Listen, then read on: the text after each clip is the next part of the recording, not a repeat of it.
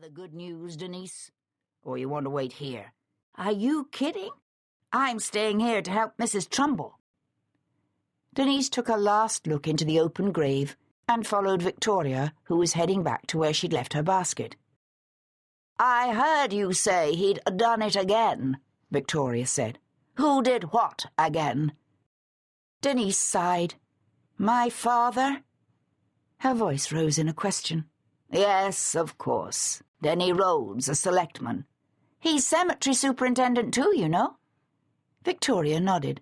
Like, he's supposed to keep track of who wants to be buried where and next to who, you know? Victoria flicked a pebble out of her way with her stick. It would be gross to bury a person next to someone they hadn't spoken to in years, Denise added. Victoria smiled.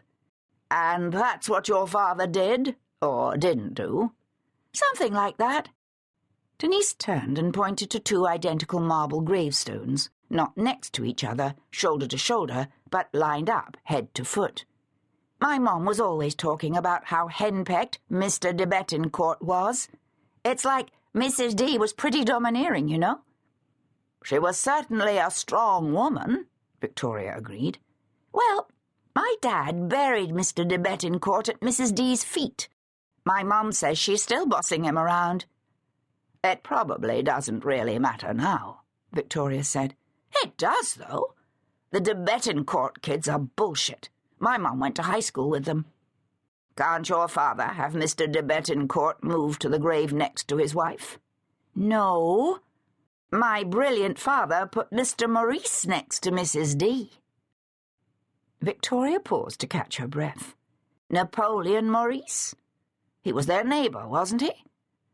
Denise laughed. My mom says Napoleon and Mrs. D had a thing going between them, if you know what I mean. She looked at Victoria, who was leaning on her stick. You okay, Mrs. Trumbull? Want to sit down? No, I'm fine, Victoria said. What about the girl you were supposed to exhume? You say she was a Norton cousin. She committed suicide, 10 years ago? Oh? Victoria looked puzzled. I don't recall anything about a Norton suicide. I guess the family wanted to keep it quiet. They didn't put up a gravestone or anything. Denise lifted her braids and let them drop again. Knowing my father, he's probably lost the records. I suppose he'll expect Ira and me to dig up the entire cemetery. She glanced at Victoria. He has me digging graves as punishment. Oh, said Victoria. You don't want to know, Mrs. Trumbull. Back at Jonathan's grave, Victoria replaced her gardening tools in her basket while Denise waited. Is your granddaughter picking you up, Mrs. Trumbull, or do you need a ride home? Elizabeth will be here in a few minutes, but thank you. Victoria glanced up at the heavy grey clouds that were moving in from the southwest. I suppose the cousin's coffin has to be found quickly. It's going to do something tomorrow. Maybe snow. It's early for snow, isn't it?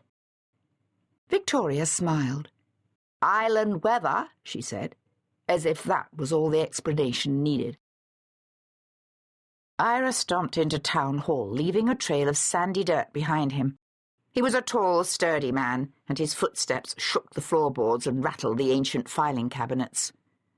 Mrs. Danvers, the town secretary, looked up from her computer screen. "Where's Denny?" Ira demanded.